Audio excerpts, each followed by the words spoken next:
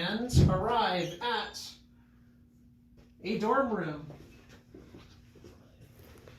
Inside the dorm room, you have a body over here, which we'll have to mess with in a little bit. Some hamster cages, a few safes and lockers and things, and quite a few locks. So, the first thing you might notice going into the room, besides the fact that there's a body in the bed, is that there is a key stuck in the hamster cage. Now, I didn't grab it earlier, but in the second room, you might find a long chain here with a small carabiner on the back. It is definitely possible to drop this carabiner down inside there, hook the key on the chain, pull it up, but I wouldn't recommend doing it that way. It's much harder, much easier with a magnet. If you take a look at the dartboard, one of the magnetic darts has a hook which fits nicely onto the carabiner just like this. You can screw it closed, and this will make your life much easier when you try to get this key. Goes down, grabs the key,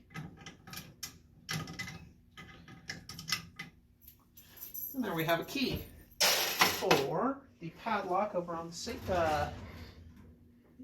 Over on the files over here.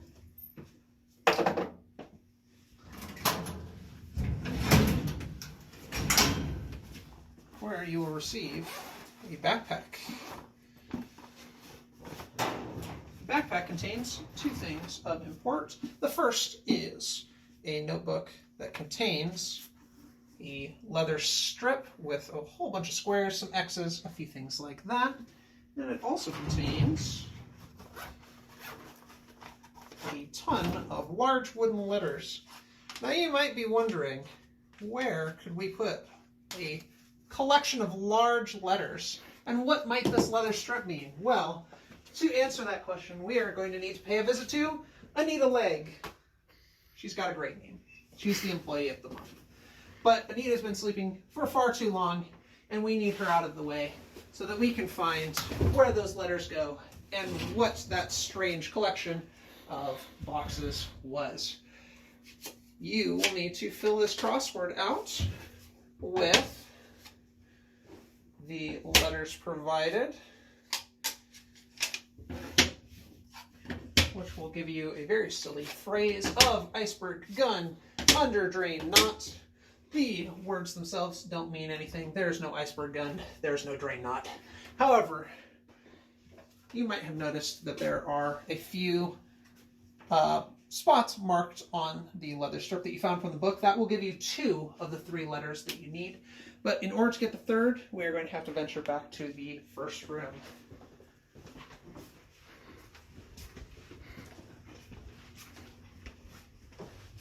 As with the toxin jar problem, where you found the order inside one of the drawers, you will also find another set of that crossword, which contains your final marked square. So if you put it all together, it will be this 4th square, this square, and that square read left to right, which will give you a code BGN for a combination lock that contains letters here.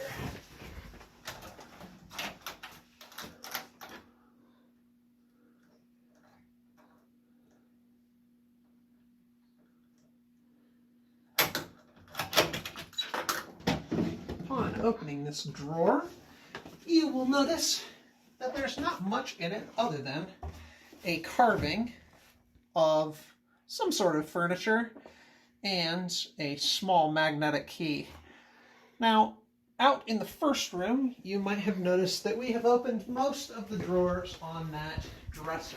However, one remains locked no matter how much we try to open it up, but it does contain an X, and the X marks the spot for the magnet key to open the final drawer, where you will receive 3 dowel rods. The dowel rods,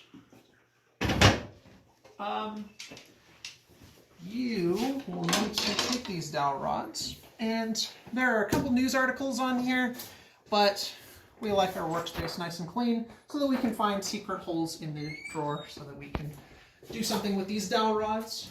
And we swing around here. There is some information tucked away on the side here. Go ahead with the flashlight so you can see. But there are some dots here that will let you know where different rods need to go. So for example, we have a blue dot, and that blue dot corresponds to one of these dowel rods. So this dowel rod has both a red dot on the front and a blue dot on the back. So mirroring this, we'll be able to throw that in there. The red side and white side on this one, we need a red dot to go in this area. And on this one, we have two white dots, which we will need to throw right there. As you can see on the side, once you have them in the desk, you'll have a selection of dots that you'll be able to count. And then the only thing we have left is the order. The order for this is tucked up way underneath the desk here, where you will see a red-blue rod, a white-white rod, and a red-white rod. If we remember, each of these rods has two different colors on them. So this is the red-blue rod. As that appears first, you will want to use the number that appears on the red-blue rod first, which is a 3. Then the white-white rod, which you'll see has a 2. And finally, the red-white rod, which has a 7. 3, 2, 7 is our final combination to open up the last lock we have before we need to escape. In Anita's dorm here.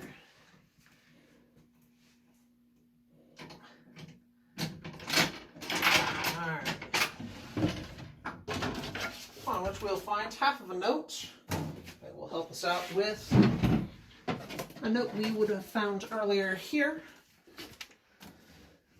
which says, "They're coming. I don't know how to stop them. If you find this note, they probably got me. I hid your notebook in the closet. Good luck, Anita. P.S. Those numbers you asked for are 5 and 8.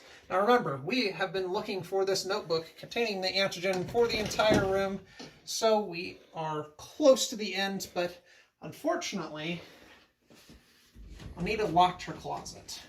And we do not have a key for Anita's closet. It will remain locked the entire time. However, Anita did provide us with the most useful of all tools, a fly swatter, to helpfully help us get a notebook from inside the locked closet, which she hid underneath the door to keep it safe from the zombies. And inside is that antigen we've been looking for, which contains question mark 194. The numbers we were asked for were 5 and 8. So 5, 8, 194. Hurry before the zombies get us out to the front, where we will lock that door back up and hit 5, 8, 1, 9, 4. And we're done. We've made it out of Dorm of the Dead.